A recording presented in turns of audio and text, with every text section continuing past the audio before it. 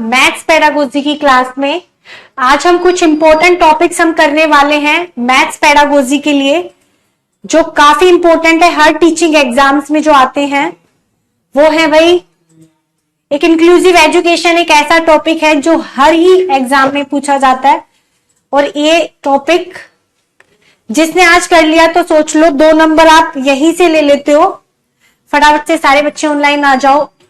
America, Anjali, नीलम, Yogesh, good evening भाई। प्राची, रानी, कनीज।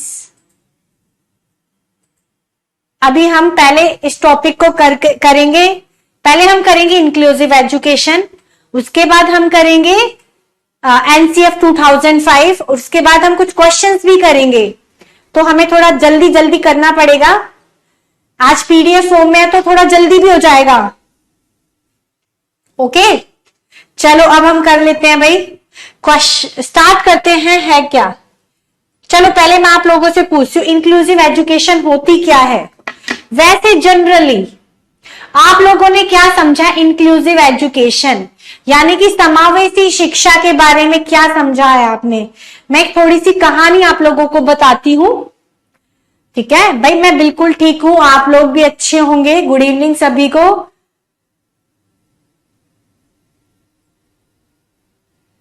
रोशन बिल्कुल खराब नहीं होता है ऑनलाइन में तो आजकल टाइम बच जाता है। ये बात ध्यान रखो, ऑनलाइन क्लासेस क्यों ज्यादा चलने लग गई है? क्यों? क्योंकि टाइम बच जाता है, पैसे बच जाते हैं कितने सारे। तो ऑफलाइन क्लास लोगे कितनी महंगी होती है, जाना पड़ेगा, आना पड़ेगा, बहुत सारे झंझट होते हैं। ऑनलाइन में तो क्लासेस बहुत बच जाती हैं। देखो, ऐसी शिक्षा, समावेशी शिक्षा को मुख्य धारा की शिक्षा भी कहा जाता है, ठीक है? यानी कि ऐसी शिक्षा जिसमें सभी प्रकार के बच्चे को एक साथ एक छत के नीचे पढ़ाया जाता है, बच्चों के साथ किसी प्रकार का भेदभाव नहीं करा जाता। सामान्य क्लास में सभी प्रकार के बच्चों को एक साथ शिक्षा के अवसर देना समावेशी शिक्षा का उद्देश्य है, ठीक है? Introduction of special education. चलो भाई, अब देखते हैं, सभी बच्चों ने अलग अलग बताया है। अब देखो, समावेशी शिक्षा आई क्यों? हुआ क्या था? समावेशी शिक्षा आई ही क्यों? पहले क्या होता था? ऐसा था ना कि स्पेशल बच्चों को स्पेशल ही ऐसे होता था, स्पेशल बच्चों को स्पेशल स्कूल में भेजा जाता था। पर बाद में जब वो अपनी एजुकेशन कंप्लीट कर लेते थे तो उन्हें एक ही स्कूल में रहता था।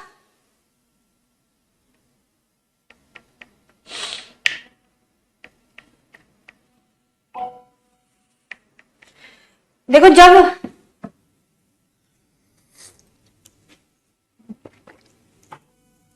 देखो होता क्या है, समावेशी शिक्षा का मतलब है सभी बच्चों को एक जैसे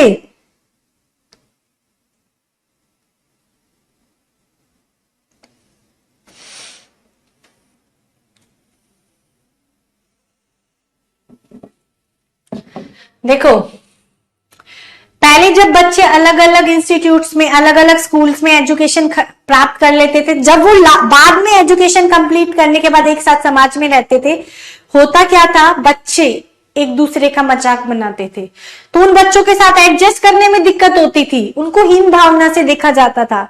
इसीलिए इंक्लूसिव एजुकेशन का कंसेप्ट आया सन 2009 में, आरटी एक्ट 2009 के अकॉर्डिंग। उसमें क्या था?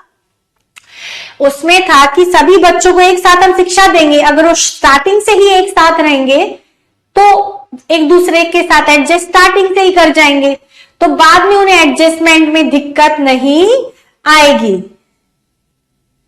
ठीक है?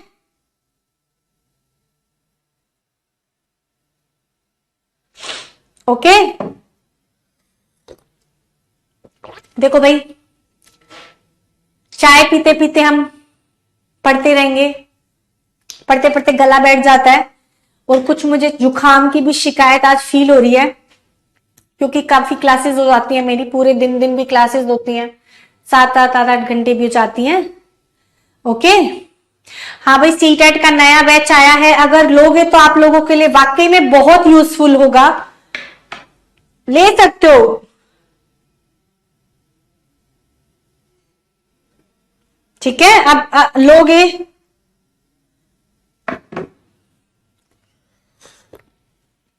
चलो थोड़ा जल्दी करते हैं। पहली बात क्या है इसमें, ऐसी शिक्षा जिसमें सभी तरह के बच्चे नियमित स्कूल में एक साथ सामान्य कक्षा में पढ़ते हैं। कैसी कक्षा है? सामान्य कक्षा। स्कूल कैसा है? नियमित, रेगुलर स्कूल। रेगुलर स्कूल, सामान्य, नॉर्मल क्लासरूम में पढ़ते हैं। अतः ऐसी शिक्षा जिसमें बालक को उसकी व्यक्तिगत विभिन्नताओं के अनुरूप ही शैक्षिक वातावरण मिले, शिक्षा तक उनकी पहुंच समान हो।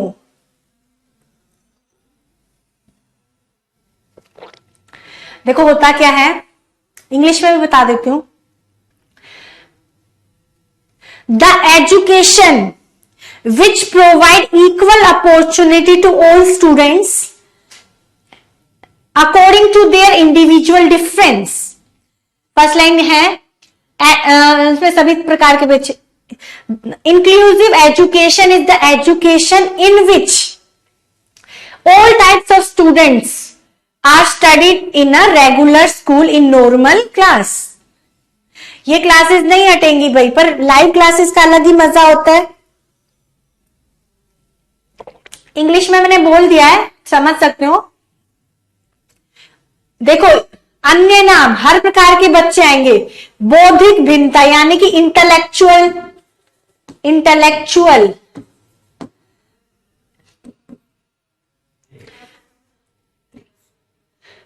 भिन्नता यानी कि डिफरेंस।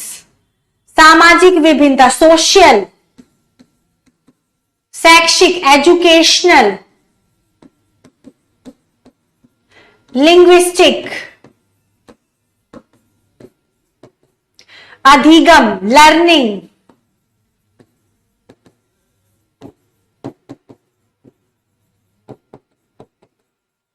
इसमें देखो इस प्रकार के बच्चे पढ़ते हैं।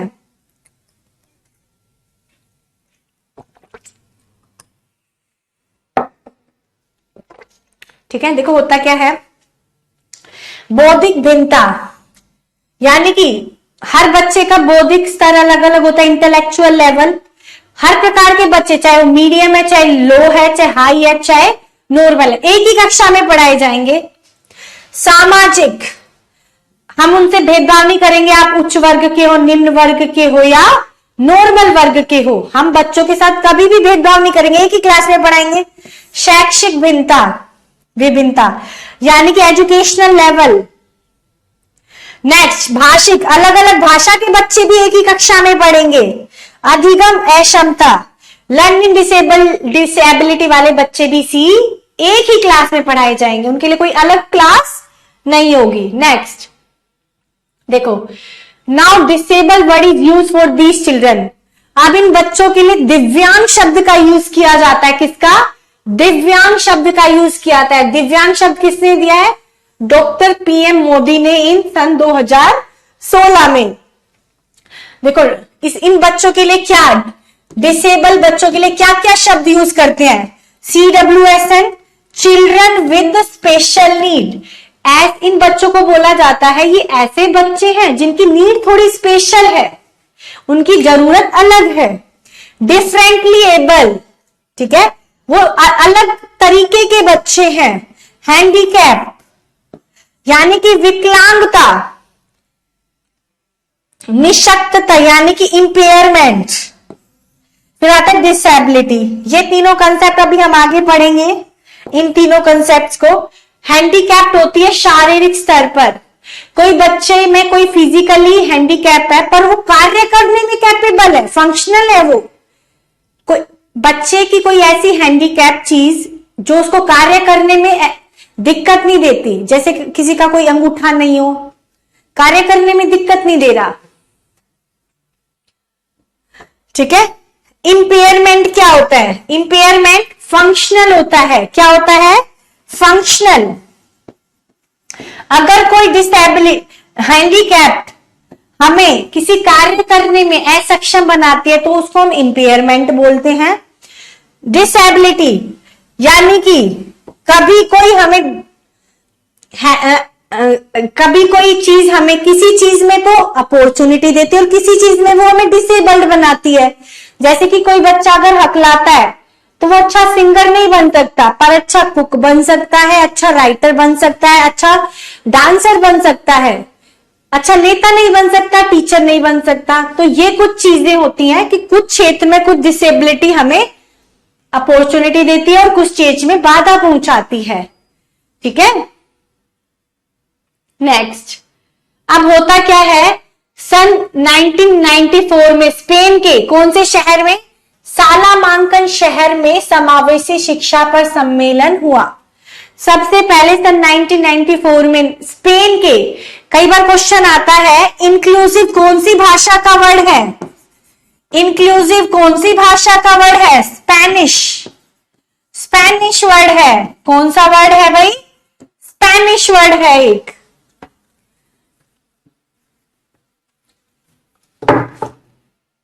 भाई सभी को क्लास शो हो रही है, नहीं हो रही है तो बताओ।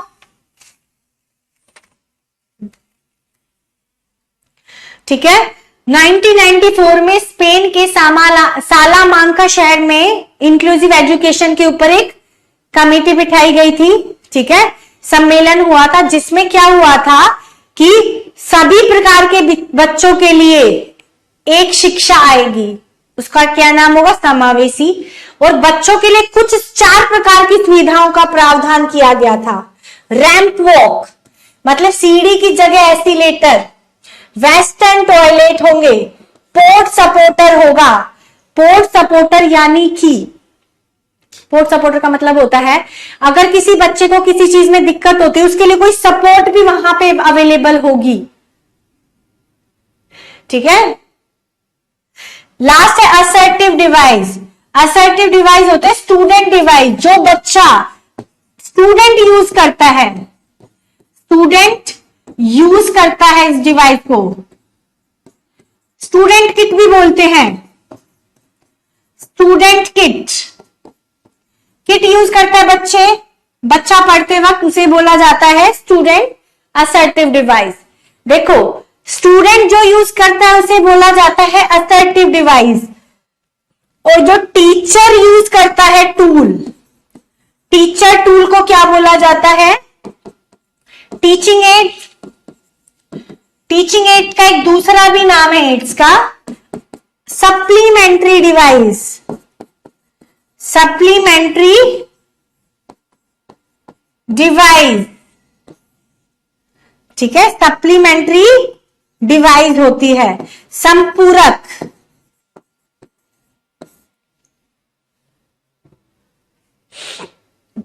स्कैफोल्डिंग नहीं होता भाई पोर्ट सपोर्टर। स्कैफोल्डिंग एक अलग कंसेप्ट है जो लीव वाइगोत्स्की ने दिया है। स्कैफोल्डिंग एक टेम्परेरी सहायता होती है, ठीक है, जो बच्चे को लर्निंग बढ़ाने के लिए दी जाती है। ओके, कुछ चीजें ना भाई इंग्लिश में ही है, इसलिए मैंने इंग्लिश में लिखी है। नाउ नेक्स्ट, अब देखो समावेशी शिक्षा में कितने प्रकार, देखो बच्चे कितने प्रकार के होते हैं, 2, सामान्य और विशिष्ट। कई बच्चे सोचते हैं विशिष्ट बच्चे सिर्फ वो बच्चे होते हैं जो डिसेबल्ड हैं, ऐसा नहीं है। विशिष्ट बच्चे में गिफ्टेड स्टूडेंट्स भी आते हैं और मानसिक विकार वाले भी, मेंटली डिसेबल्ड बच्चे भी आते हैं। देखो सामान्य बच्चे वो होते हैं जिनका आईक्यू 90 से 120 होता है, जिनको हम सामान्य कक्षा में पढ़ाते हैं। सामान्य आईक्यू हम बोलते हैं एवरेज आईक्यू, ठीक है। अब क्या है, गिफ्टेड स्टूडेंट है जिनका आईक्यू 120 से ऊपर होता है, उन्हें मेधावी बच्चे बोलते हैं। और विशिष्ट बच्चे जो होते हैं, विशिष्ट में 2 प्रकार के होते हैं, एक तो मेधावी, एक मानसिक विकार। जिनका आईक्यू 70 से कम होता है उन्हें मेंटली डिसेबल्ड स्टूडेंट्स बोला जाता है। इन प्रकार के बच्चों को हम कक्षा में, सामान्य कक्षा में पढ़ाना थोड़ा मुश्किल हो जाता है, ठीक है।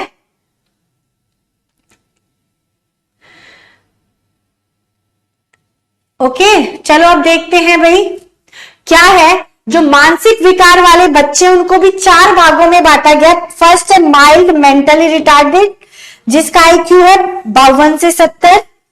मॉडरेट मेंटली रिटार्डेड, जिसका आईक्यू है 36 से 51। सेवरल मेंटली रिटार्डेड है जिसका आईक्यू 25 से 35। Profound FOUND found mentally retarded गहन मानसिक विकार जिसका आईक्यू 0 से 25 है। देखो जो माइल्ड मेंटली रिटार्डेड है इनको बोला जाता है भाई क्या, एजुकेबल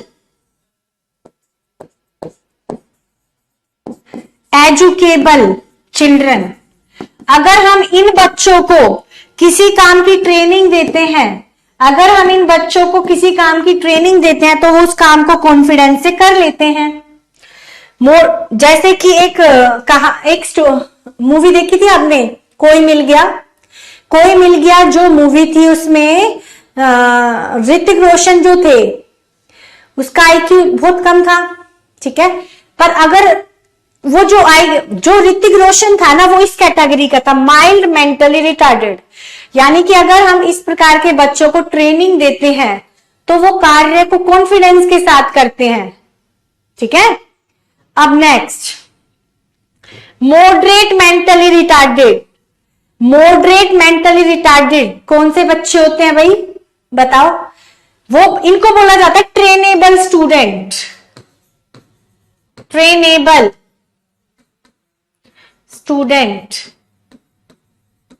प्रशिक्षण योग्य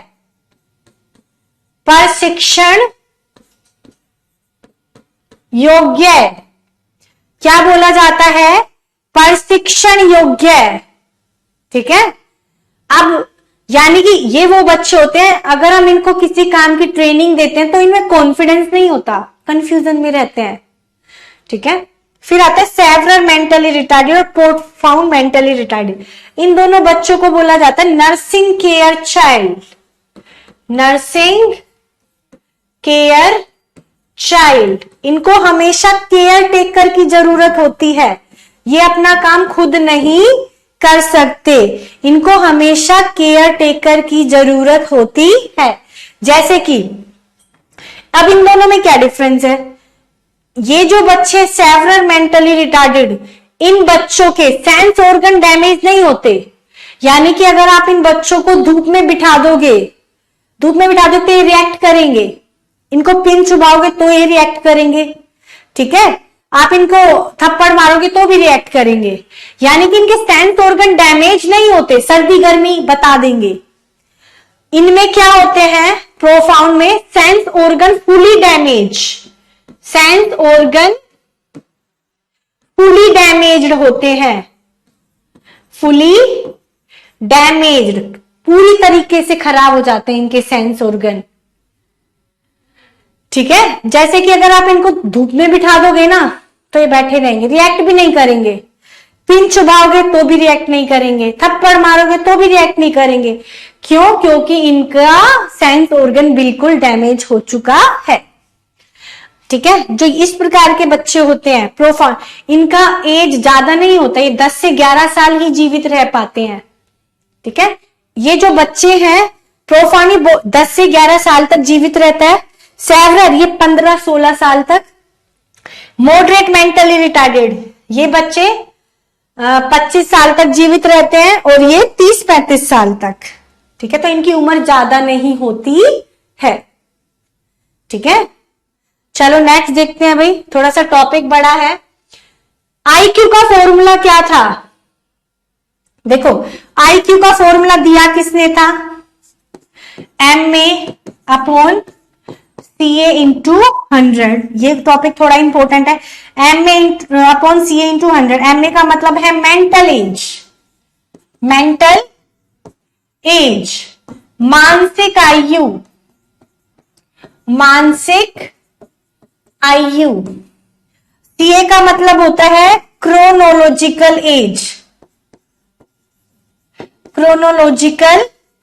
एज, यानी कि क्रोनोलॉजिकल एज यानी कि वास्तविक आयु। और ये कंसेप्ट किसने दिया था, स्टरमन ने। देखो सबसे पहले आईक्यू शब्द का प्रयोग किसने किया था, विलियम स्टर्न ने, जर्मनी के निवासी सन 1912 में। पर आईक्यू किसने दिया, टर्मन ने। स्टैनफोर्ड बीने परीक्षण जो उन्होंने बनाया था 1916 में, अमेरिका के निवासी हैं, उन्होंने सबसे पहले आईक्यू का फॉर्मूला दिया, यूज किया इसको, ठीक है, आईक्यू का फॉर्मूला। अब देख लो क्या है, स्लो दिमाग का क्या होता है, एमआर का मतलब होता है मेंटली रिटार्डेड, यानी कि जिसका फंक्शन दिमाग धीरे कार्य करता है, ठीक है। जो मेंटली रिटार्डेड बच्चे होते हैं हम इनको 18 साल के बाद नहीं पहचान सकते।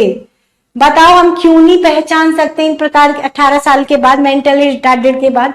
क्योंकि बच्चे का जो डेवलपमेंटल पीरियड होता है, बच्चे का डेवलपमेंटल पीरियड माना जाता है 18 वर्ष तक। 18 वर्ष तक बच्चा हर प्रकार के लाइफ के फेसेस से गुजर चुका होता है, वो ऑलमोस्ट मैच्योर हो जाता है। वो मैच्योर होने के बाद अपनी डिसेबिलिटी को छुपा सकने में मैच्योर, वो छुपा सकता है, तो इसलिए हम उसको नहीं आइडेंटिफाई कर सकते। जैसे अगर कोई बच्चा हकलाता है तो छुपा सकता है इस वाली डिसेबिलिटी को। आईक्यू कैसे निकलता है वो अब हम देख लेंगे क्या होता है आईक्यू। आईक्यू क्या होता है? इंटेलिजेंस क्वोशिएंट,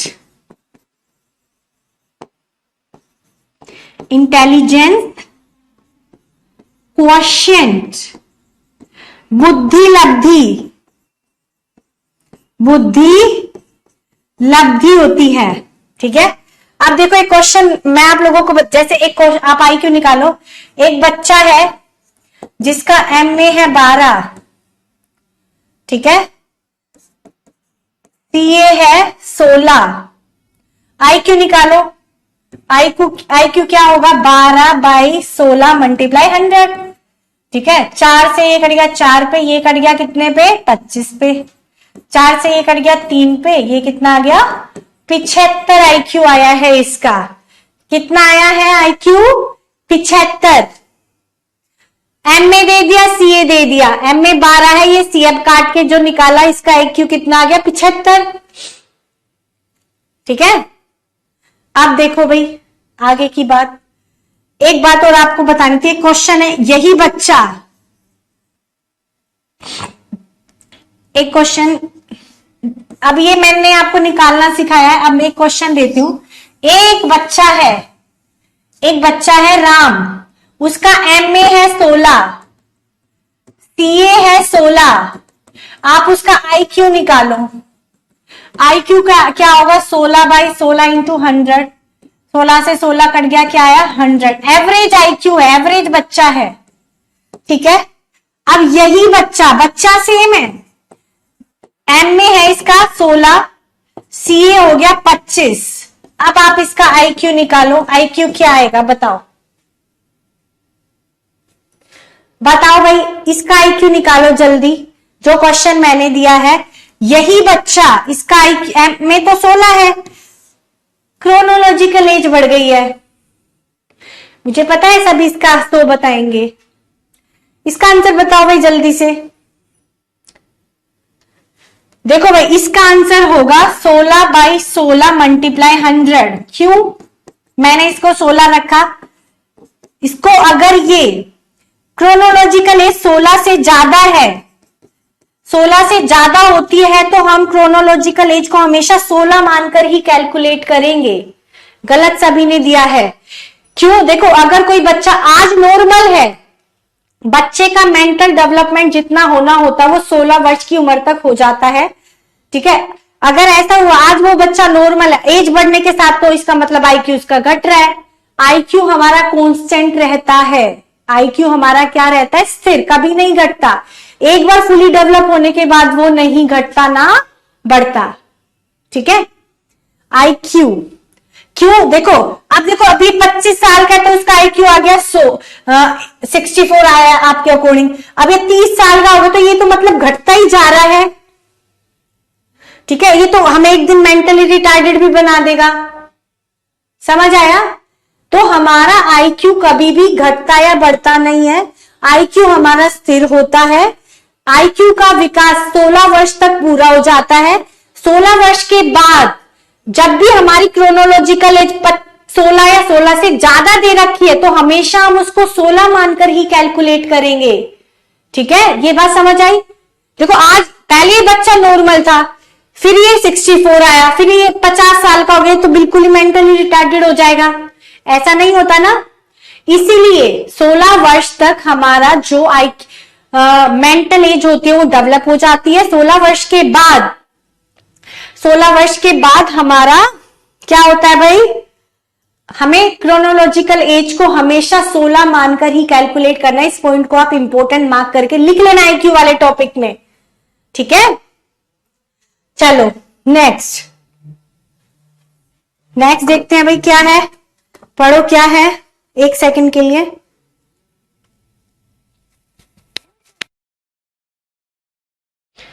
अब क्वेश्चन है, नेक्स्ट देखते हैं क्या है। एजुकेशन सिस्टम क्या था हमारी शिक्षा प्रणाली में इंडिया में? नॉर्मल एजुकेशन, जिसमें ओनली नॉर्मल बच्चे पढ़ेंगे, कोई विशिष्ट बच्चा नहीं, पहले ये थी। फिर दूसरी आई स्पेशल एजुकेशन, जिसमें सिर्फ स्पेशल बच्चे पढ़ेंगे। पहले सिर्फ नॉर्मल में नॉर्मल पढ़ेंगे, स्पेशल में स्पेशल पढ़ेंगे, मतलब अलग अलग पढ़ेंगे। फिर कंसेप्ट आया इंटीग्रेटेड एजुकेशन। देखो इंटीग्रेटेड एजुकेशन का कंसेप्ट आया था 1974 में, यानी कि विशिष्ट और नॉर्मल बच्चों को एक साथ पढ़ाया जाएगा, एक छत के नीचे पढ़ाया जाएगा। पर इसमें फैसिलिटी कुछ ही दी गई थी, ज्यादा फैसिलिटीज नहीं दी गई थी इंटीग्रेटेड एजुकेशन में, कि बच्चे को बस व्हील चेयर दे देंगे, 2-4 चश्मे दे देंगे, थोड़ी बहुत फैसिलिटी देंगे, ज्यादा नहीं देंगे। इसमें फैसिलिटी का डिफरेंस है, किसमें? इंटीग्रेटेड एजुकेशन में एंड इंक्लूसिव एजुकेशन में। देखो हाँ, इंटीग्रेटेड एजुकेशन 1974 में आया था। ये ऐसी शिक्षा है जिसमें सामान्य और बच्चों को एक साथ पढ़ाया जाएगा, पर इसमें कुछ सुविधाएं दी जाएंगी बच्चे के अकॉर्डिंग, पूरी नहीं कि बच्चा अपने आप को नॉर्मल एडजस्ट कर ले, थोड़ी सी फैसिलिटी देंगे, ज्यादा नहीं, ठीक है। हाँ भाई, रेशमा पूछ रही है मैम अगर IQ 16 से कम है तो उतना ही मानेंगे। 15 क्रोनोलॉजिकल एज है तो 15 मानेंगे, 14 है तो 14, 12 है तो 12। ओके, इंटीग्रेटेड एजुकेशन में इसमें दोनों तरह के बच्चे पढ़ते, लेकिन इसमें कुछ सुविधा मिलती है, पूरी नहीं। अब आई इंक्लूसिव एजुकेशन सन 2009 में, ठीक है। इसमें क्या है, इसमें सभी तरह के बच्चे पढ़ते हैं पूरी सुविधा के साथ, यानी कि बच्चे को पूरी सुविधा दी जाएगी ताकि वो अपने आप को नॉर्मल समझे, उसको कोई पढ़ने में दिक्कत ही ना आए, पूरी सुविधा दो, ठीक है। ये बात समझ में आई रेशमा आपको अगर CA हमारा 16 से कम है तो उतना ही मानेंगे, 12 है तो 12, 13 है तो 13, 14 है तो 14। 16 से ज्यादा होता है तब हम उसको 16 मान के कैलकुलेट करेंगे भाई, ठीक है। किसी को कोई डाउट? यस या नो? चलो अब हम देखते हैं भाई नेक्स्ट। अब देखो ये क्या, IEDC integrated education for disabled children, ये 1974 में आई थी। ये 1ली से 8वीं कक्षा के बच्चों के लिए थी। इसमें कुछ सुविधाएं दी गई थी। 1997 तक ये शिक्षा चली। फिर क्या हुआ, SSA में इसको शामिल कर दिया गया था और इसका हेड कौन है? SJEM की फुल फॉर्म होती है social justice and empowerment minister, ठीक है। अब देखो इंक्लूसिव IEDSS, ठीक है, inclusive education for disabled children eight secondary stage, inclusive education for disabled children eight secondary stage. Secondary का मतलब है 12वीं तक, ठीक है। ये 2009 में शुरू हुई, इसकी क्लास 1ली से 12वीं तक थी। इसमें पूरी फैसिलिटी थी, यानी कि बच्चे के सामने पूरी फैसिलिटी दो, बच्चा अपने आप को नॉर्मल जैसा समझे, उसको कोई पढ़ने में दिक्कत नहीं आनी चाहिए, अगर आ रही है तो उसको पूरी फैसिलिटी दो। अब और अभी भी चल रही है। इसका उद्देश्य क्या था? सन 2020 तक सभी स्कूल को दिव्यांग फ्रेंडली बनाना, यानी कि ऐसा स्कूल बना देना कि बच्चे अपने आप को दिव्यांग ना समझे, नॉर्मल जैसा समझे। ठीक है, थोड़ा सा हमें जल्दी चलना पड़ेगा भाई। नेक्स्ट देखो, कई बार फुल फॉर्म पूछ ली जाती है CWSN। CWSN की फुल फॉर्म होती है चिल्ड्रन विद स्पेशल नीड।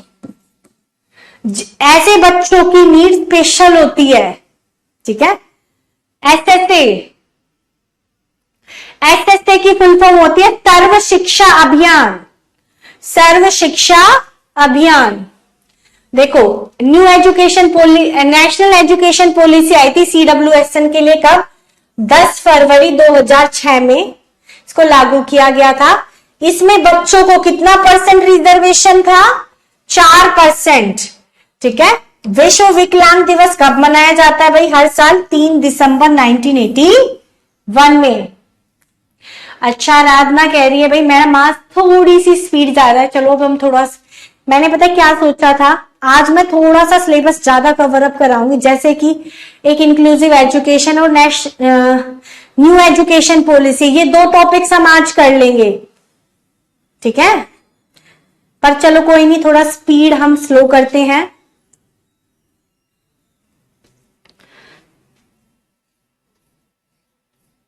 हाँ भाई डेजी, न्यू बैच आने के बाद ही क्लासेस रिकॉर्डेड ही रहती हैं जब तक एग्जाम नहीं हो जाता। वर्ल्ड इंटरनेशनल डे कब मनाया जाता है? 3 दिसंबर 1981।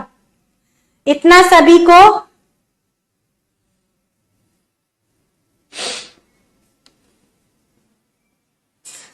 रोशन क्या बोल रहे हो?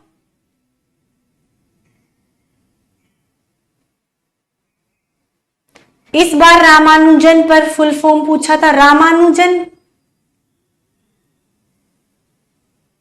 Maths day.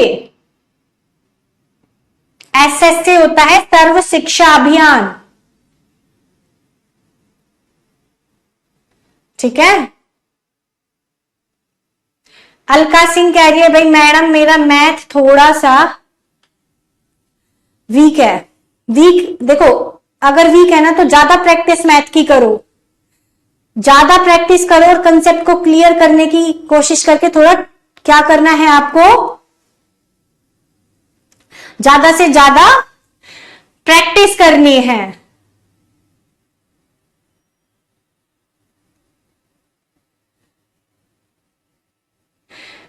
मनमीत कह रही है मैम 3 आवर्स एक हाउस वाइफ के लिए डिफिकल्ट है। माना भाई डिफिकल्ट है, पर एग्जाम भी तो पास है ना। थोड़े से दिन की दिक्कत है, एक बार एग्जाम क्लियर हो जाएगा फिर आप लोगों के लिए ही फायदा होगा ना।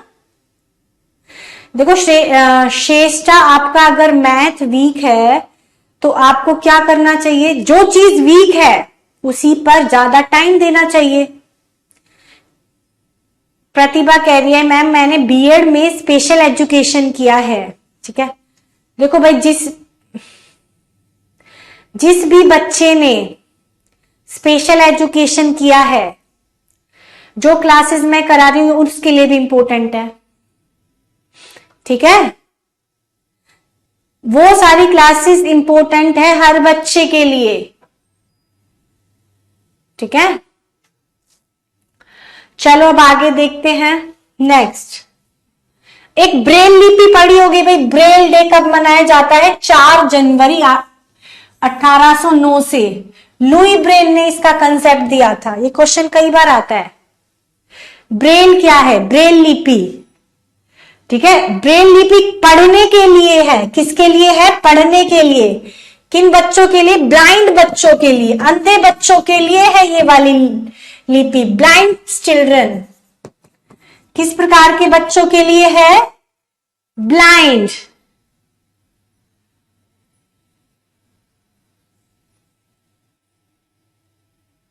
ठीक है, अब देखो रिमझिम कह रही है मैम सारे ही सब्जेक्ट वीक हो तो। देखो सारे सब्जेक्ट वीक नहीं होते, सभी का कुछ तो अच्छा होगा। चलो ठीक है, आप कोई बच्चा स्लो लर्नर हो जाता है तो भी आप लोगों को क्या करना है भाई? तो फिर आप लोगों को ज्यादा मेहनत करनी है। जो बच्चे डेली 3 घंटे पढ़ते हैं आपको 6 घंटे पढ़ना है। बस आप एक बार अपनी लाइन पे आओगे, आपको कंसेप्ट क्लियर होते चले जाएंगे। ठीक है, ठीक है। हाँ चलो, अब कुछ ऐसा क्वेश्चन मुझे लग नहीं रहा। Practice, revision and concept clear, ये 3 चीजें आपको लोगों को करनी है। पहले तो कंसेप्ट पढ़ो, फिर क्वेश्चन करो, डाउट हो क्लियर करो और रिवीजन करते रहो। ठीक है, चलो नेक्स्ट देखते हैं भाई क्या है। इन्होंने लुई ब्रेल ने एक लिपि बनाई थी बच्चों के लिए, ब्लाइंड बच्चों के लिए। इसमें 6 उभरे हुए बिंदु थे, 6 उभरे हुए बिंदु थे। कितने थे? 6। पहनने से, जिससे बच्चा ऐसे ऐसे कर कर पढ़ता था। ठीक है, इसकी डेथ पर 2 रुपए का सिक्का भी जारी किया गया था। 39 में इनकी टीबी से डेथ हो गई थी, ये जल्द ही एक्सपायर हो गए थे। तो इन्होंने बहुत बड़ा रोल प्ले किया ब्लाइंड चिल्ड्रन के लिए। ठीक है, देखो भाई कुछ भी टफ नहीं है सूर्या, जितना इजी मैं पढ़ा रही हूं, टॉपिक्स क्लियर कर रही हूं, आंसर लेने के लिए आप लोगों को आंसर कैसे पकड़ना है वो मैं बता रही हूं। आई थिंक आप लोगों को कुछ तो समझ में होगा। दृष्टि बाधित बच्चों के लिए, ब्लाइंड यानी कि दृष्टि बाधित, दृष्टि बाधित। हाँ भाई, हम इनको अंधे बच्चे नहीं बोलेंगे, क्या बोलेंगे? दृष्टि बाधित। ठीक है, हमें कभी भी किसी के लिए ऐसे शब्द का प्रयोग नहीं करना जिससे किसी की भावनाओं को दुख पहुंचे। वो जैसा है वो है भाई, हमें उसे एक्सेप्ट करना है। ठीक है, चलो नेक्स्ट देखते हैं। क्वेश्चन है ऑटिज्म डे। ऑटिज्म डे कब मनाया जाता है? 2 अप्रैल को। एरिक स्कोपलर ने एक टेक्निक दी थी, कौन सी? टैक, ऑटिज्म के लिए 1960 में। इसकी फुल फॉर्म है treatment and education for autism and related communication handicap children. ये क्या होती है? बिहेवियर बेस्ड प्रोग्राम है। ये बच्चे के व्यवहार से संबंधित है, व्यवहार आधारित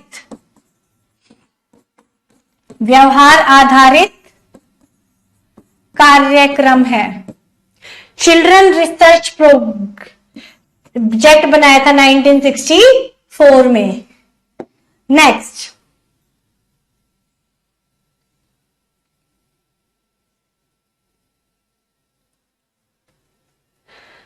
चलो आगे देखते हैं। नेक्स्ट क्वेश्चन है, डिफरेंट कंसेप्ट आए थे, कई बार यहां से क्वेश्चन आता है। अभी पिछली बार एक बार सीटेट में आया था, मेन स्ट्रीम की शिक्षा कौन सी होती है? इंक्लूसिव एजुकेशन को ही मुख्य धारा की शिक्षा बोला जाता है। स्लो लर्नर को ऑटिज्म नहीं बोला जाता भाई प्रतिभा। ऑटिज्म वो बच्चे होते हैं जिसको अपनी बात एक्सप्रेस, वो बच्चे जो अपने आप को कम्युनिकेट नहीं कर पाते, अपनी बात दूसरों के सामने एक्सप्रेस नहीं कर पाते, उनको सामाजिक होने में बहुत दिक्कत आती है। ठीक है, ठीक है,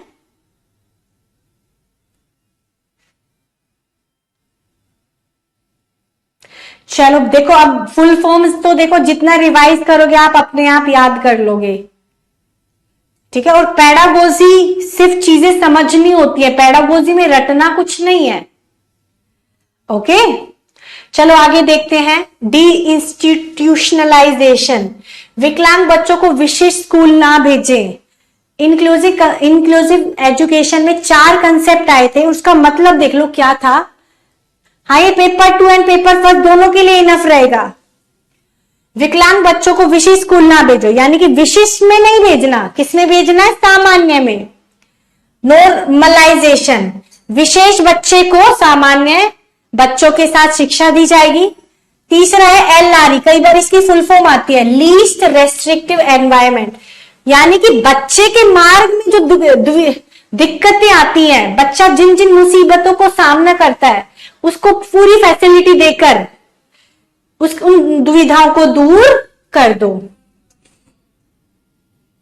ठीक है, अब देखते हैं नेक्स्ट, मेन स्ट्रीम, मुख्य धारा की शिक्षा, यानी कि सभी बच्चे, सभी विकलांग नहीं, सॉरी यहां पर आएगा विशिष्ट बच्चे, सभी विशिष्ट बच्चे अपने आप को सामान्य जैसा ही समझें। सभी विशिष्ट बच्चे अपने आप को कैसा समझे भाई, नॉर्मल, वो समझे ही नाम अलग है, हम नॉर्मल ही हैं। ठीक है, देखो इंक्लूसिव एजुकेशन को, जो हमारी इंक्लूसिव समावेशी शिक्षा है, इसकी प्रोग्रेस कब होगी, इसको हम कब एक्सेप्ट कर पाएंगे, ये सबसे ज्यादा डिपेंड करता है टीचर पर। अगर टीचर ही बच्चों को एक्सेप्ट कर लेता है तो वह दूसरे बच्चों को भी एक्सेप्ट करवा देगा, और अगर टीचर ने ही बच्चों को एक्सेप्ट नहीं किया, टीचर का ही एटीट्यूड विशिष्ट बच्चों के लिए सही नहीं है, नेगेटिव है, तो ना तो वो खुद उनको एक्सेप्ट करेगा, ना दूसरे बच्चों के साथ उनको एडजस्ट होने देगा, ना ही और बच्चों को उनके साथ। तो सबसे ज्यादा एटीट्यूड किसका डिपेंड होता है, टीचर का। तो टीचर के ऊपर बहुत डिपेंड करती है इंक्लूसिव एजुकेशन। ठीक है, नेक्स्ट, टाइप्स ऑफ डिसेबिलिटी। अभी हमने पढ़ा था माइल्ड, मॉडरेट, सेवरल, प्रोफाउंड, अभी हमने पढ़ा था। Next, nursing care child, trainable, ये भी हमने पढ़ लिया है। एजुकेबल, जिनको 50 से 75 है।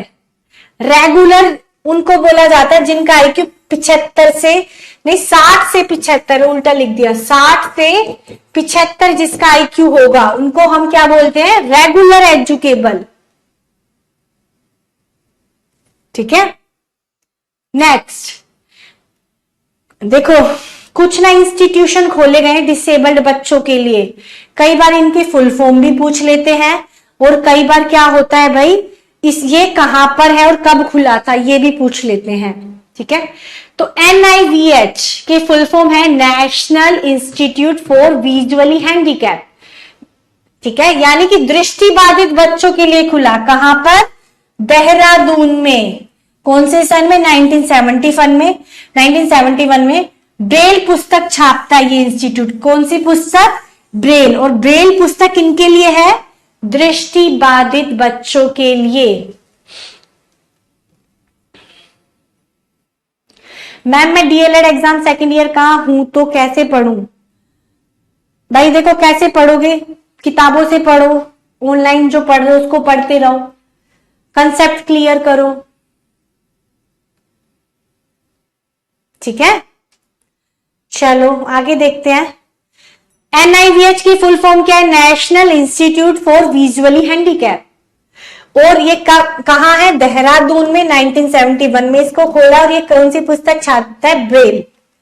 अब NIMH, national institute for mentally handicap, यानी कि मेंटली हैंडीकैप, मानसिकता का इलाज होता है यहां पर। ये कहां पर है, सिकंदराबाद में, आंध्र प्रदेश के सिकंदराबाद में, और ये कब खुला था, 1984 में। तो बस इनको थोड़ा सा ये रटने वाली चीजें हैं, क्या है, रटने वाली। नेक्स्ट, अली यावीर युंग है, युंग, ये JUNG को युंग पढ़ते हैं भाई, नेशनल डील स्कूल। ये कहां पर है, मुंबई में। 1962 में हियरिंग इंपेयरमेंट वाले बच्चों, श्रवण बाधित बच्चों के लिए ये है। ठीक है, नेक्स्ट, डीप स्कूल हैदराबाद, ये हैदराबाद में ही है, ये दृष्टि बाधितों के लिए ही है। National bone disease and disability institute, राष्ट्रीय अस्थि रोग विकलांग संस्था, ये कहां है, कोलकाता में। 1984 में ये खुली थी, रखने वाली चीजें हैं। राष्ट्रीय पुनर्वास, national rehabilitation training and research, ये कब खुली थी भाई, ये उड़ीसा के कटक में है। ठीक है, कहां है ये, उड़ीसा के कटक में। ये कुछ चीजें रटने वाली हैं, ये रट लेना भाई। फिजिकल डिसेबिलिटी इंस्टीट्यूट, ये कहां पर है, नई दिल्ली में। NHFDC, national handicap finance development corporation, ये न्यू दिल्ली 1997 में है। विकलांगों को सस्ते दर पर लोन देता है और विकलांगों को आर्थिक मदद भी देता है। ठीक है, अब हम पढ़ेंगे, देखो हमने पहले पढ़े थे, पहले हमने पढ़ा था इसमें क्या, इंक्लूसिव एजुकेशन का मतलब क्या है। ठीक है, इंक्लूसिव एजुकेशन में सभी प्रकार के बच्चों को एक साथ पढ़ने का अवसर दिया जाता है बिना किसी भेदभाव को, कि बच्चों को शिक्षा उनकी व्यक्तिगत विभिन्नता के अनुसार दी जाती है। ठीक है, और क्या पढ़ा है इसमें, किस प्रकार की एजुकेशन पॉलिसी आई है, पहले नॉर्मल, फिर स्पेशल, फिर इंटीग्रेटेड, फिर इंक्लूसिव। और इंक्लूसिव एजुकेशन में 4 न्यू कंसेप्ट आए थे, वो भी हमने पढ़ लिए हैं। ठीक है, और इंक्लूसिव एजुकेशन में 2 प्रकार के स्टूडेंट होते हैं, नॉर्मल और स्पेशल। स्पेशल में भी हमने 2 टाइप के पढ़े थे। ठीक है, क्या होता है उस पे भी हमने क्या पढ़े थे भाई, 2 टाइप के लिए थे, कौन कौन से लिए थे बताओ भाई। स्पेशल में एक तो गिफ्टेड थे और एक एमडी मेंटली रिटार्डेड थे। जो मेंटली रिटार्डेड थे उसके 4 प्रकार हमने पढ़ लिए थे, mild, moderate, severe and profound mentally retarded. अब हम पढ़ेंगे गिफ्टेड। ठीक है, गिफ्टेड स्टूडेंट्स क्या होता है, देखो गिफ्टेड स्टूडेंट वो एक स्टूडेंट, देखो आप लोगों को मैं क्या बताना चाह रही हूं, जो गिफ्टेड स्टूडेंट्स होते हैं वो एक देश की बैकबोन होते हैं। हर देश की क्या होता है, अपने देश के लिए बैकबोन। सबसे ज्यादा देश की प्रगति में इन्हीं बच्चों का हाथ होता है। पर सबसे बड़ी दुख की बात है क्या, कि इन्हीं बच्चों के लिए कोई प्रावधान नहीं है हमारे स्कूल, हमारी शिक्षा नीति में। इनके लिए कोई रिजर्वेशन नहीं है, इनके लिए कोई प्रावधान नहीं है, इनके लिए कोई सुविधा नहीं है। ठीक है, डिसेबल्ड के लिए है, हैंडीकैप्ड के लिए है, स्लो लर्नर्स के लिए है, डिसेबल्ड के लिए, सबके लिए है। पर गिफ्टेड स्टूडेंट्स के लिए कोई भी एक्ट या भाई कोई लॉ या कोई सुविधा नहीं दी गई है। अगर देखो इनको थोड़ी सी सुविधा दे दी जाए तो हम देश कितना प्रगति कर सकता है। ठीक है, 140 प्लस आईक्यू जिसका होता है उसको जीनियस बोला जाता है। 140 आईक्यू जिसका होता है उसको क्या बोला जाता है भाई, जीनियस। ठीक है, हाँ, और देखो जो ये बच्चे होते हैं गिफ्टेड स्टूडेंट, इनके लिए 3 चीजों का प्रावधान किया गया। एनरिचमेंट प्रोग्राम, यानी कि जो इनके लिए शिक्षा की फैसिलिटी है, लाइब्रेरी फैसिलिटी होनी चाहिए, प्रोजेक्ट वर्क होने चाहिए और एक्सपीरियंस वर्क दिया जाना चाहिए, ज्यादा से ज्यादा काम दिया जाना चाहिए, जब भी इनकी जरूरतें पूरी होंगी। ठीक है, नेक्स्ट है सीग्रेशन, यानी कि इनके लिए कुछ अलग कक्षा भी लगाओ। स्कूल में जो नॉर्मल क्लासेस चल रही है उसमें तो सबको पढ़ाओ, पर इनकी जरूरत पूरा करने के लिए इनको कुछ एक्स्ट्रा क्लासेस दो। एक्स्ट्रा क्लास की बात इसमें की गई है, एक्स्ट्रा क्लास। ठीक है, फास्ट एसिलरेशन, इसको बोला जाता है डबल प्रमोशन। डबल प्रमोशन कई बार होता है कि देखो कई बार क्या होता है, एक बच्चा है क्लास में, वो गिफ्टेड है, वो 6ठी क्लास में है, 8वीं क्लास को इजीली कर सकता है। ठीक है, तो ऐसे बच्चों को बीच में एग्जाम लेकर प्रमोट करते रहना चाहिए, उसको डबल प्रमोशन बोला जाता है। जल्दी से उसकी कक्षा में पढ़ा, उसके लेवल की शिक्षा उसे दो। ठीक है, तो ये जो 3 प्रावधान है बच्चों के लिए दिए गए हैं। नेक्स्ट, एनरिचमेंट का मतलब क्या होता है, व्यक्तिगत वर्धन, यानी कि बच्चे का खुद का विकास हो, ग्रुप में वर्क दिया जाना चाहिए, लाइब्रेरी फैसिलिटी, शैक्षिक भ्रमण करवाना चाहिए, प्रोजेक्ट बेस्ड होमवर्क इनको मिलना चाहिए। ठीक है,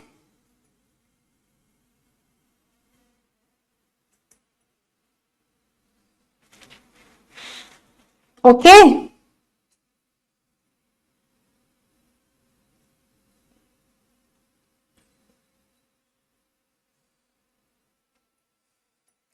चलो भाई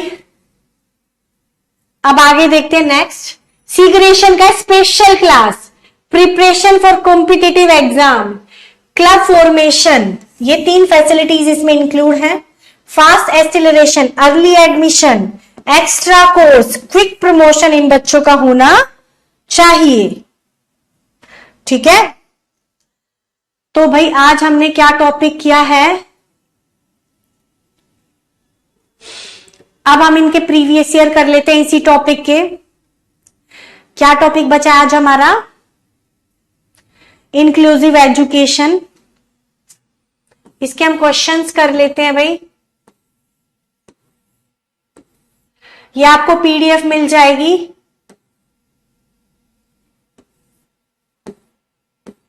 इसके हम कुछ क्वेश्चंस भी कर लेते हैं भाई।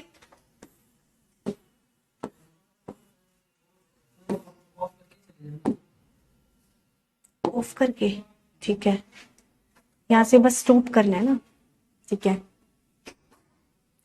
चलो अब हम कुछ क्वेश्चन भी कर लेते हैं इंक्लूसिव एजुकेशन के ही टॉपिक के साथ साथ। कुछ क्वेश्चन करने से क्या फायदा होता है कि आप लोगों का कंसेप्ट उसी टाइम थोड़ा स्ट्रोंग हो जाता है।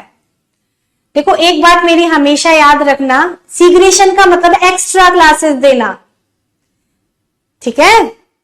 अब ये कुछ ही क्वेश्चन है, ज्यादा क्वेश्चन नहीं है, हम जल्दी जल्दी कर लेंगे, थोड़े से ही है।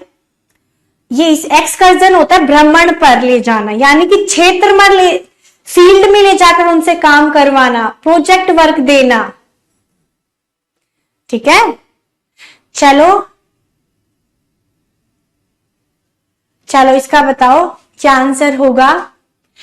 एक प्रतिभाशाली बालक के साथ सर्वाधिक उपयुक्त व्यवहार क्या हो सकता है, उसे दोहरी पदोन्नति देना, कक्षा नायक के रूप में उसका प्रयोग, या इन्हें होगा अपनी रुचि के अनुरूप वस्तुओं को खोजने की स्वतंत्रता देकर, या नन ऑफ दीज। देखो अभी पढ़ा है गिफ्टेड स्टूडेंट के लिए 3 ही प्रावधान है, फास्ट एक्सीलरेशन, सीग्रेशन एंड, एक तो सीग्रेशन था, एक फास्ट एक्सीलरेशन था, और तीसरा क्या था भाई, तीसरा एक और था एनरिचमेंट। क्या था, एनरिचमेंट। सीधी सी बात है, उन तीनों में से ही आएगा, डबल प्रमोशन, फास्ट एक्सीलरेशन, तो आंसर यही है। क्या है इसका आंसर, यही सी नहीं होगा, 3 ही बात बोली गई है, उन्हीं तीनों में से ऑप्शन होगा। Leaving them to find them thing of their own interest, उनको छोड़ना नहीं है, बच्चों के हमेशा साथ रहना है, बच्चों को अपने अकॉर्डिंग नहीं चुनने देना, टीचर को गाइड भी करना चाहिए। बच्चा क्या पता गलत चुन ले, ठीक है, तो टीचर को हमेशा बच्चे के साथ रहना पड़ता है। हम उनको अपने आप नहीं छोड़ सकते, बच्चे हैं अभी, वो छोटे हैं, अपने आप वो कुछ नहीं कर सकते, तो टीचर को हमेशा ही बच्चों को साथ रहना है, उसको गाइड करना है, ठीक है। अब समझ में आया, इसका आंसर ए ही है भाई। कुछ बच्चों ने गलत दिया है, गुंजन, पंकज गलत दे रहे थे ना जल्दी जल्दी में, अब सही देना। हाँ 3 शब्द हमने यूज किए थे। अब बताओ भाई, क्या किसी को कोई दिक्कत है,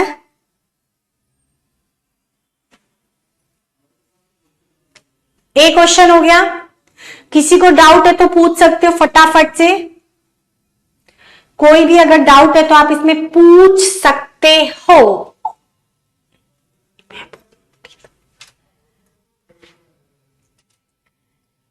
नहीं है किसी को डाउट, चलो नेक्स्ट क्वेश्चन करते हैं, क्वेश्चन नंबर 2। समावेशी शिक्षा की सफलता इस बात पर निर्भर करती है, एक समावेशी शिक्षा सफल होगी वो किस चीज पर डिपेंड करती है, मैंने इसका आंसर आपको बताया था।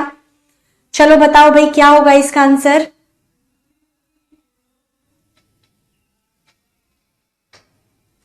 क्या होगा इसका आंसर,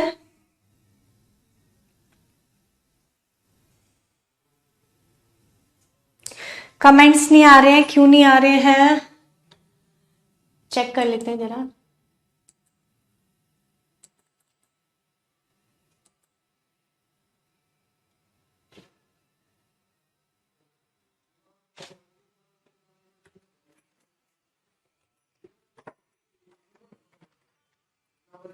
दीपक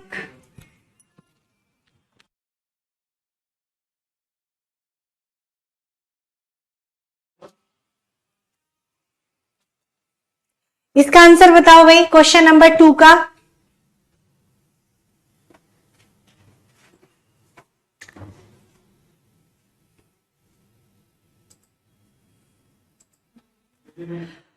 टू का है भाई समाज का समर्थन नहीं।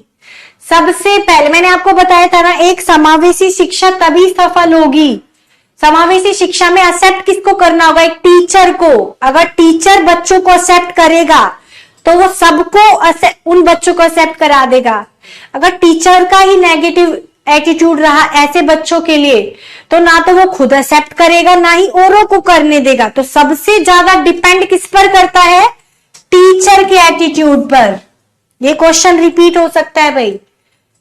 एक समावेशी शिक्षा की सफलता हमेशा शिक्षक के एटीट्यूड पर निर्भर करती है। शिक्षक ने ही अगर उसको एक्सेप्ट किया तो क्या होगा? बच्चे भी एक्सेप्ट कर लेंगे और बच्चे भी एडजस्ट हो जाएंगे।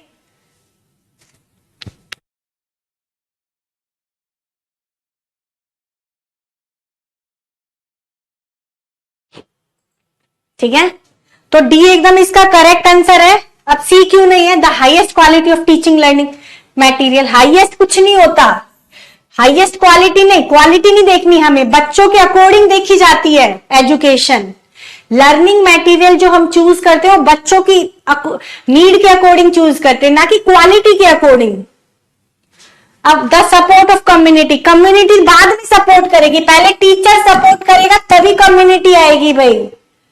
ठीक है, क्वेश्चन नंबर 3, डिसलेक्सिया का संबंध है किससे? कल हमने लास्ट क्लास में पढ़ा था लर्निंग डिसेबिलिटी। बताओ इसका आंसर क्या होगा?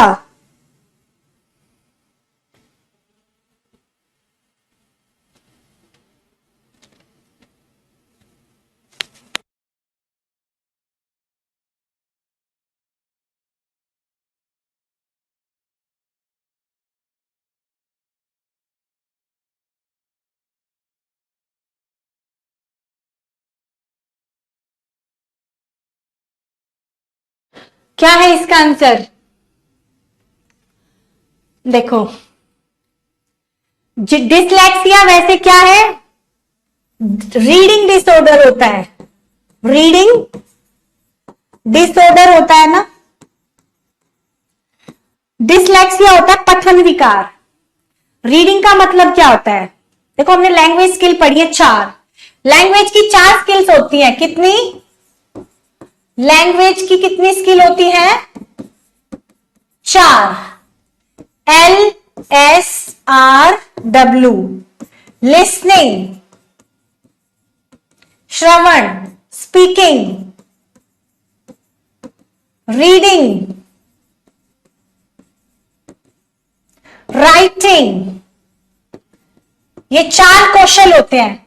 इसका मतलब सुनना, सुनकर समझकर बोलना। रीडिंग का मतलब सिर्फ पढ़ना नहीं, पढ़कर किसको? टेक्स्ट को, कंटेक्स्ट को समझना भी होता है। जो लिखा हुआ उसका मीनिंग भी समझना होता है। रीडिंग का मतलब ये है, कॉम्प्रिहेंशन भी करना। इन दोनों को बोला जाता है रिसेप्टिव स्किल। रिसेप्टिव स्किल, ग्रहण कौशल। पैसिव स्किल भी हम इसको बोलेंगे, पैसिव स्किल।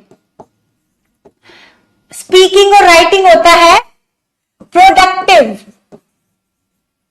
Productive skill.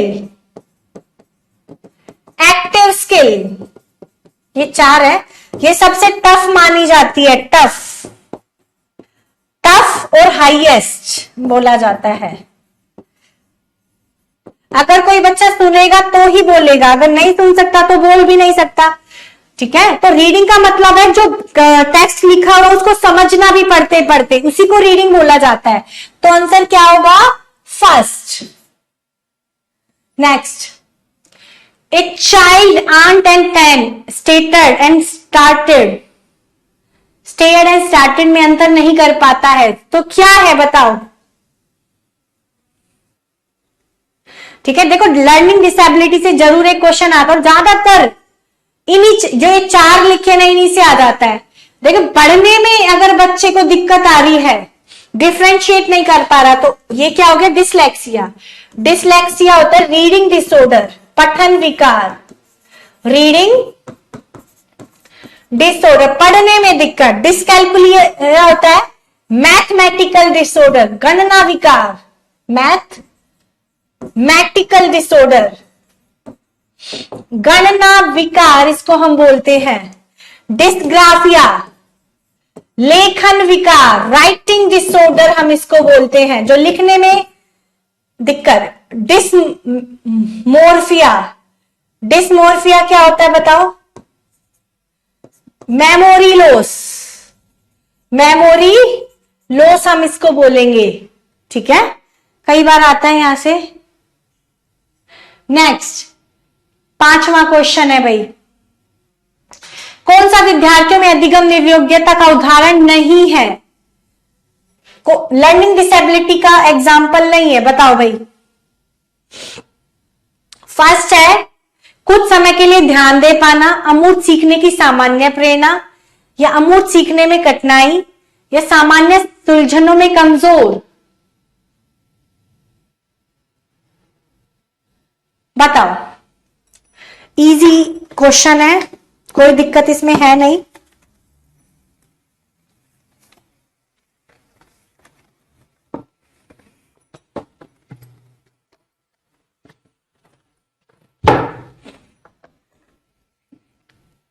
बताओ क्या होगा? देखो नॉर्मल नहीं होगा, नॉर्मल लर्निंग मोटिवेशन, वो नॉर्मल बच्चों जैसे नहीं सामान्य उसकी प्रेरणा होगी, वो कुछ समय के लिए ही चीजों को याद कर पाएगा, अमूर्त सीखने में उसको दिक्कत होगी, और वो प्रॉब्लम सॉल्विंग में भी वीक हो गई। ये तो है कैरेक्टरिस्टिक, पर वो नॉर्मल उसकी मोटिवेशन जो नॉर्मल जैसी नहीं होती, नॉर्मल बच्चों जैसी, ठीक है। तो आंसर इसका क्या होगा?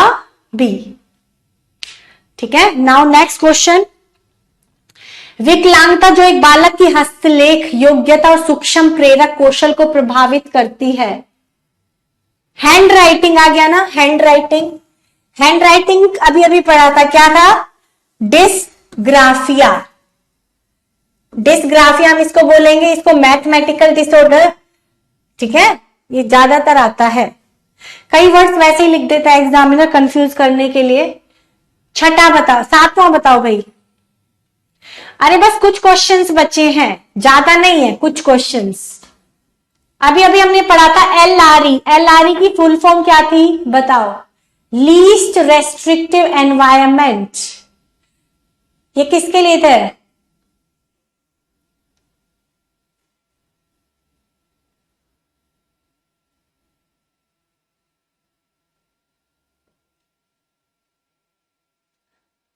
डिस्टोनिया कुछ नहीं होता भैया, आराधना, ये बस कंफ्यूज करने के लिए लिखा हुआ है। 7th का बताओ भाई आंसर, क्वेश्चन नंबर 7।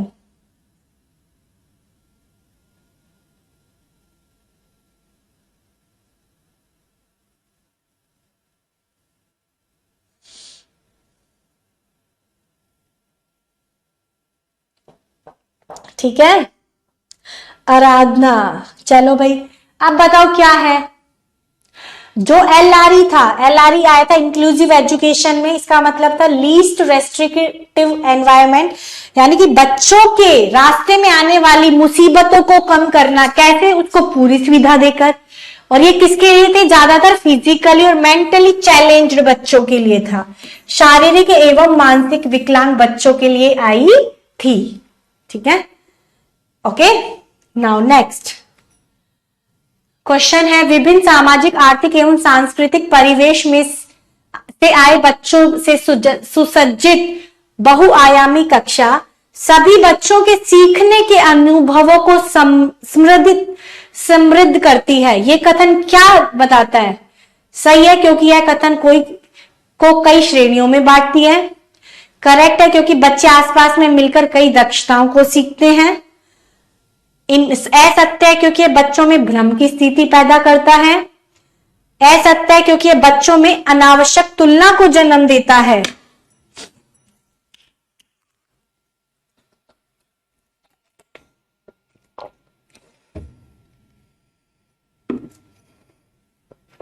हाँ, चलो भाई करते हैं नेक्स्ट।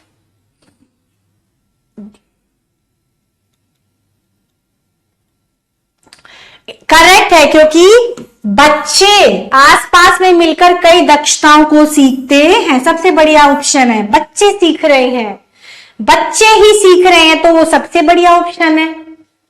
ठीक है, next, education of children with special need should be provided. जो बच्चे की नीड स्पेशल होती है, जिन बच्चों की, उनको किस प्रकार के स्कूलों में पढ़ाना चाहिए? पहला है along with other normal children, by method develop for special children in special school, या by special teacher in special school. Answer बताओ इसका।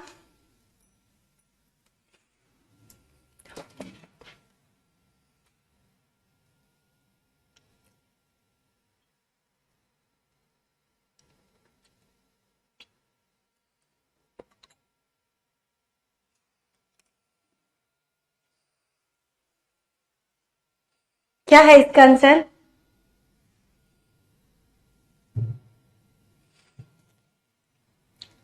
इसका आंसर है भाई 9th का है ए, एकदम सही आंसर है।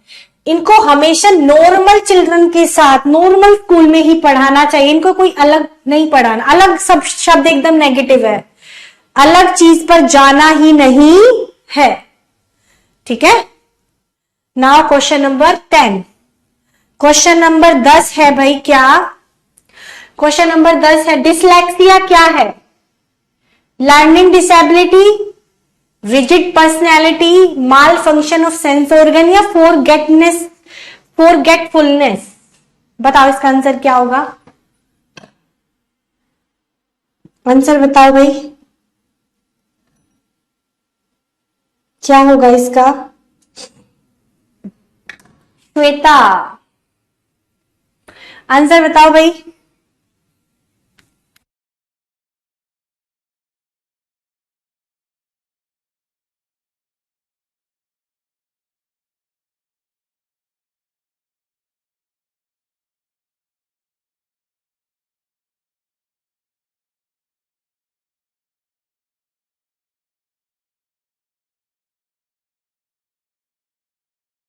है 10th का क्या है? ये एक लर्निंग डिसेबिलिटी है। कैसी?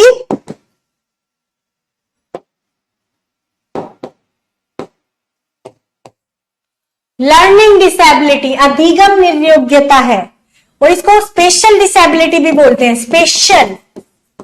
स्पेशल डिसेबिलिटी भी हम कई बार इसको बोल देते हैं। ठीक है, नेक्स्ट, डिसलेक्सिया। ये हुआ नहीं है, दोबारा रिपीट हो गया क्या? बताओ, डिसलेक्सिया बहुत आता है भाई। स्वाति, आप जल्दी से क्वेश्चन का आंसर दो भाई, जल्दी जल्दी दो क्वेश्चन नंबर 11 का आंसर।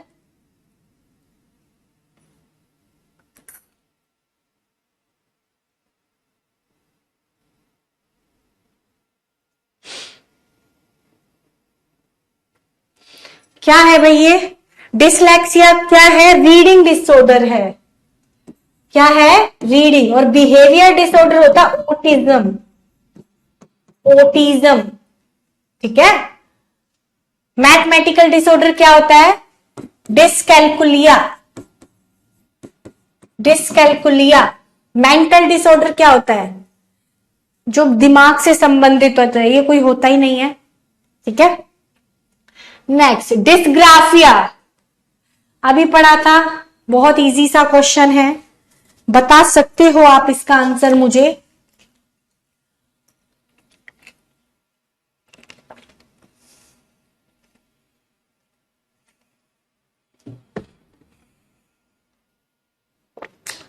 क्या होगा भाई इसका आंसर?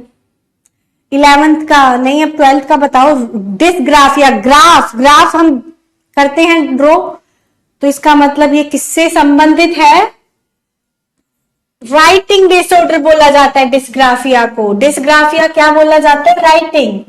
देखो ज्यादातर ये 2-3 ही डिसेबिलिटी पूछी जाती है, डिस्कैलकुलिया, डिस्ग्राफिया, डिसलेक्सिया, डिसअफेजिया, यही 4 पूछी जाती हैं बस। ठीक है, तो डिस्ग्राफिया संबंधित है हमारी राइटिंग डिसऑर्डर, लेखन विकार। लेखन विकार हम इसको हिंदी में बोलते हैं, जो बच्चा लिखने में दिक्कत है, उल्टा सीधा लिख देता है, सही नहीं लिख पाता, गलत लिख देता है, तो उसको कौन सा डिसऑर्डर है?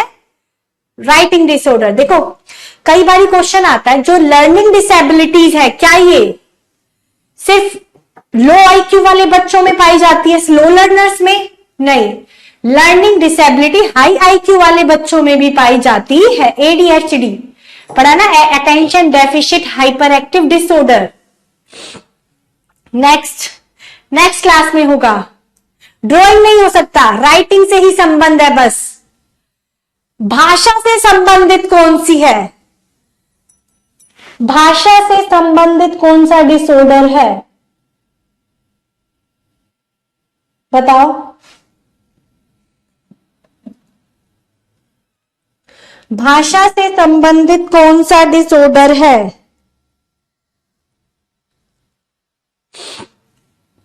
चलो देख लेते हैं। भाषा से संबंधित है अफेजिया, भाषाघात, ये भी बहुत बार पूछा जाता है।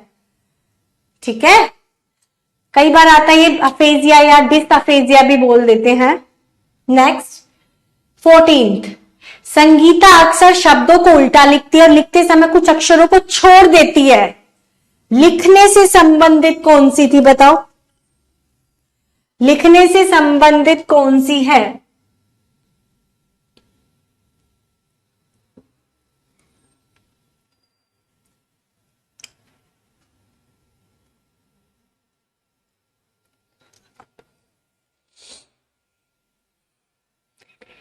लिखने से संबंधित है डिस्ग्राफिया, ये रट जानी चाहिए भाई, क्योंकि क्वेश्चन जरूर आएगा। If a child suffer from autistic disorder, he feels problem in, किसमें फील करेगा? Feels problem in moving hands and leg, feels problem in social interaction and communication, openly deny to eat food, या engage only in his own business. देखो, जो बच्चा स्वलीनता विकार से ग्रसित होता है, ऑटिज्म डिसऑर्डर जिस बच्चे को होता है, वो अपनी बात दूसरों को नहीं कह पाता और ना अपने आप को एक्सप्रेस नहीं कर पाता, यानी कि वो अपने आप को सोशली इंटरेक्ट नहीं कर पाता, कम्युनिकेट नहीं कर पाता। हाँ, जो तारे जमीन पर था बच्चा। चलो क्या है इसमें? Feels problem in social interaction and communication, अपने आप को दूसरों के सामने एक्सप्रेस करने से और अपनी बात दूसरों को कहने से में दिक्कत जिसको होती है उसको ऑटिज्म बोला जाता है। Next, you have been told child to accommodate 2 mentally retarded children in your class, you will, आपको अपनी कक्षा में 2 मंद बुद्धि बच्चों को बैठाने के लिए बोला गया, आप क्या करोगे? उन्हें अपने विद्यार्थियों के रूप में ग्रहण करने से इनकार।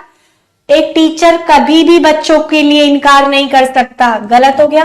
दूसरा, प्रधानाध्यापक को उन्हें किसी और कक्षा जो कि मंद बुद्धि बालकों के लिए विशेष रूप से चिन्हित है में बैठाने के लिए बोलेंगे, ऐसा टीचर बोल ही नहीं सकता। तीसरा, ऐसे विद्यार्थियों को सिखाने की तकनीक सीखेंगे, बिल्कुल सही, टीचर इस तरीके के बच्चों को सिखाने की तकनीक सीखकर उनको पढ़ाएगा। तो सबसे बढ़िया ऑप्शन क्या है? यही वाला, कौन सा? सी। टीचर को टेक्निक सीखनी है कि कैसे पढ़ाना है। ठीक है, now next, kinaesthetic learning involved. Kinaesthetic गति संवेदी किससे संबंधित है? बताओ भाई। Kinesthetic learning involved identify sound, having sharp clear mental picture, developing a strong feeling towards experience, relate to people object impersonally. Kinesthetic गति, गति में क्या है? अनुभव, अनुभव में सबसे ज्यादा किसमें होगा? अनुभव से काइनेस्टिक को हम डेवलप कर सकते हैं। ठीक है, तो सबसे बढ़िया है developing a strong feeling towards an experience. देख काइनेस्टिक का बच्चा होता है वो बच्चे जो कर कर सीखते हैं, कर कर सीखेंगे तो उन्हें अनुभव हमें देना पड़ेगा। ठीक है, जो बच्चे करके सीखते हैं, देखो कुछ बच्चे होते हैं, मैंने 4 लर्निंग स्टाइल बनाया था, VARK। वी का मतलब विजुअली, जो देखकर सीखते हैं। ऑडियो, जो सुनकर सीख जाते हैं, हाईली इंटेलिजेंट बच्चे, प्रतिभाशाली बच्चे सुनकर ही सीख जाते हैं। Reading and writing, reading writing, जिसको पढ़ना और लिखना आ गया उसको राइटिंग बोलते हैं। काइनेस्टिक,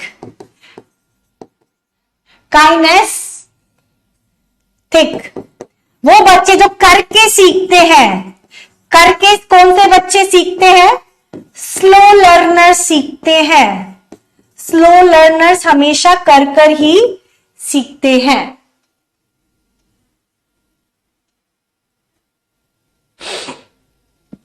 बस 2-3 क्वेश्चन बचे हैं, फिर भाई क्लास ओवर होने वाली है। देख लेते हैं। रिजुलाई गति संवेदी शिक्षार्थी है, उसकी शिक्षिका सुश्री ने उसकी अधिगम शैली को समझती है, उसकी गुणन की संकल्पना को स्पष्ट करने के लिए उन्हें लिखित में से किस व्यू रचना को देती है? बता, इसका आंसर दो। सरिता बस 2-4 मिनट और थोड़ा सा भाई दिखाओ अपना जोश, थोड़ा सा जोश और दिखाना है। अपना जोश थोड़ा सा और दिखाओ।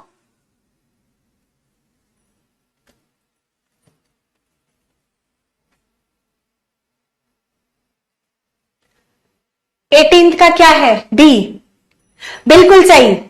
Use string and bread of 2 different colour to get the multiply of 2, 3। इससे बच्चे को मल्टीप्लीकेशन आ जाएगा। ठीक है, तो आंसर क्या होगा? 2। बी एकदम सही आंसर है, डी नहीं होगा।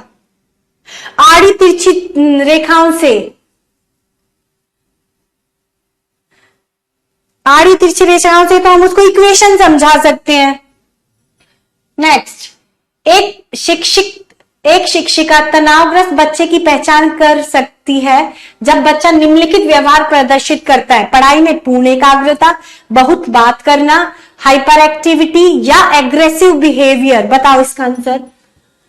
19th का आंसर बताओ भाई।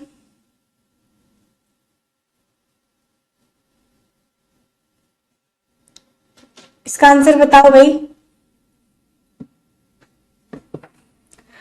Question number